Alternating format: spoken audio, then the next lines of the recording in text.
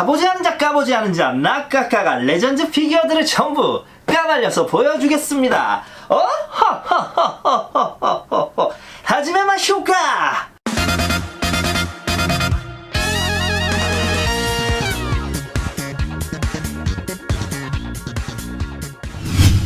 안녕하십니까, 까고 까는 남자 까까로또예요. 지난 시간 레전드 콜라보한 제일복권 제품들을 리뷰했었어요. 비교적 못난 친구들만 보여드린 것 같아서 오늘은 이쁜 얘들로다가 일반 경품으로 준비를 해왔습니다. 역시나 오늘도 두 가지 소개할 거고요. 첫 번째 소개해드릴 제품은 드래곤볼 레전드 콜라보 트랭크스 까발려서 보여드리겠습니다.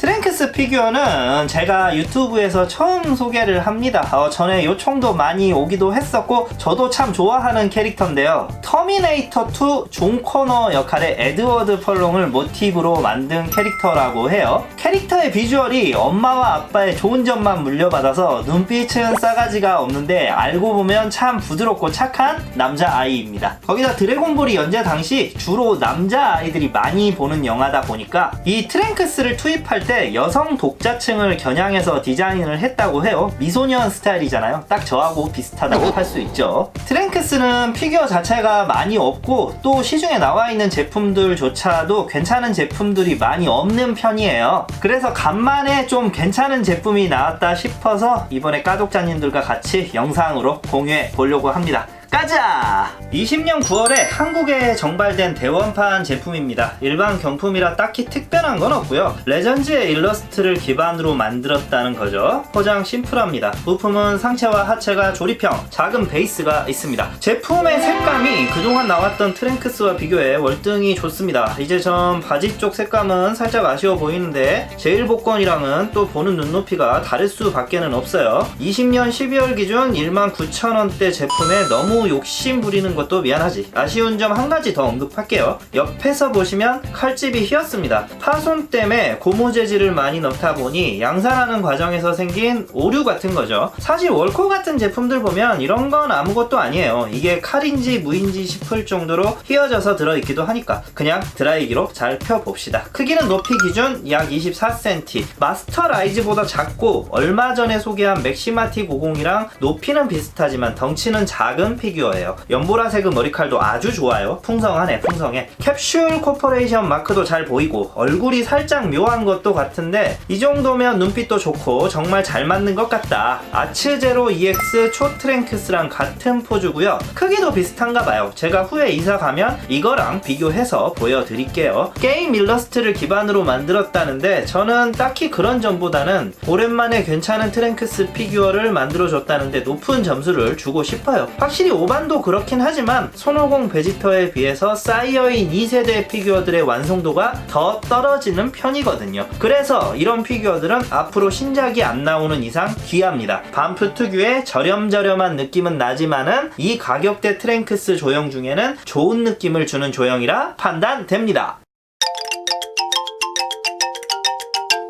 트랭크스 레전드 콜라보 여기까지 까서 보여드렸습니다. 뒤 이어서 소개해드릴 제품은 드래곤볼 레전드 콜라보 야드레트 손오공이에요. 이 제품 처음 샘플 소식 보자마자 저는 이건 못 참지 사야 해 했던 제품입니다. 주인공이라서 그렇겠지만 원작 내에서 손오공이 도복 외에 다른 코스튬을 입은 모습을 잘 안 보여주죠. 피콜로가 제일 지독한 단벌 신사고 이때 손오공이 입었던 코스튬은 오랜만에 지구에 등장을 했는데 이상한 옷을 입고 있어서 독자들 인상에 강하게 내리에 박혀 있습니다. 성인이 되고 처음 나타났을 때 선임 복장을 입고 있었던 것처럼 이펙트가 있었다. 맨날 입던 걸 안 입고 있으니까 더 신선하게 기억에 남는 거예요. 그리고 이런 옷을 입은 피규어도 잘 없었고요. 오늘 소개한 트랭크스랑은 또 잘 맞는 게 이 모습이 트랭크스가 손오공의 힘을 시험한다고 칼을 뽑아들고 덤빌 때 한 손가락으로 검을 튕겨내는 그 명장면입니다. 한번 확인해 보시죠. 가자! 국내엔 20년 8월쯤 들어온 제품이에요. 역시나 일반 프라이즈 경품이고 박스 디자인은 대단히 소소합니다. 포장 역시 노멀하고요. 상체가 따로 하체 조립할 수 있고 상의 컬러에 맞춘 지지대까지. 자, 트랭크스랑 비슷한 듯 안 비슷한 듯 분위기의 느낌이 있어요. 크기 높이 기준 27cm. 트랭크스보다는 좀 더 높이가 있지만 머리칼 높이 때문이라고 보시면 되겠습니다. 개인적으로는 이 정도면 꽤 훌륭하니 잘 나온 것 같아요. 허리가 복장 때문에 때문에 좀 길어 보이긴 하는데 하체 쪽의 펄은 부분은 허리 밑 부분이라고 생각하시면 되겠어요. 얼굴도 잘 나왔고요. 갑주라고 해야 하나? 상체 쪽 도색이 살짝 저렴저렴 냄새가 나긴 하는데 항상 반프에서 말하는 문제라서 이 이야기에 대해서는 입 아프고요. 트랭크스랑 비율이 비슷한데 트랭크스는 베이스, 50은 지지대로 해놔서 얼핏 다른 라인으로 오해할 수도 있겠다 싶습니다. 개인적인 생각으론 요새 제일 복권에 비해서 일반 경품이 소비자들에게 상당히 외면받고 있어요. 너무 대충 만들어서도 있지만 저는 이 야드레트 손오공이나 트랭크스 수준으로만 만들어줘도 충분히 지갑을 열겠다 싶습니다. 손가락을 살짝 강조해서 그런지 저는 왠지 검지손가락도 살짝 어색해 보이기도 하네요. 가격대는 20년 12월 기준 19,000원대. 아직은 저렴합니다. 역시나 일러스트를 기반으로 나온 제품이지만 원작에서는 워낙 유명한 장면이고 이 장면을 다룬 반프 제품들은 전무후무하잖아요. 보통 제가 손오공 피규어는 너무 많다고 생각해서 잘 추천을 안 하는데 이 제품은 복장도 유니크하고 퀄리티도 준수한 편이라 강력 추천드립니다. 무엇보다 드래곤볼 슈퍼가 아닌 드래곤볼 Z 감성의 피규어들이니까요. 올해를 되돌아보면 반프레스토가 그래도 비주류 캐릭터나 비주류 복장의 비주얼의 모습들을 피규어화 해주었다는 게 긍정적인 부분이다.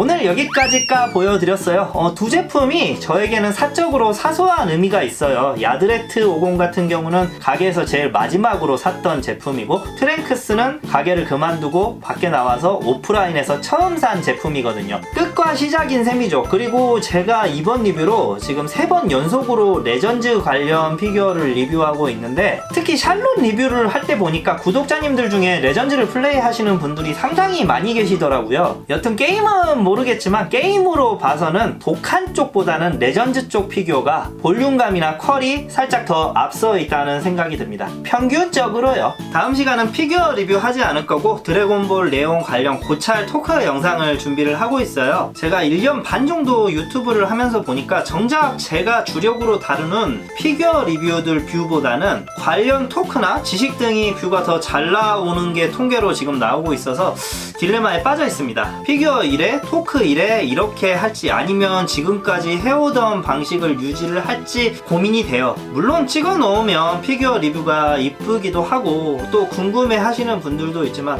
정작 제가 찍을 때는 토크 영상이 재미있기는 하거든요. 여튼 날씨가 많이 춥습니다. 항상 까독자님들 건강 유의하시고요. 남은 한 해도 따뜻하게 보내시길 기원합니다. 또 만나요. 저는 지금까지 까까 로드였습니다.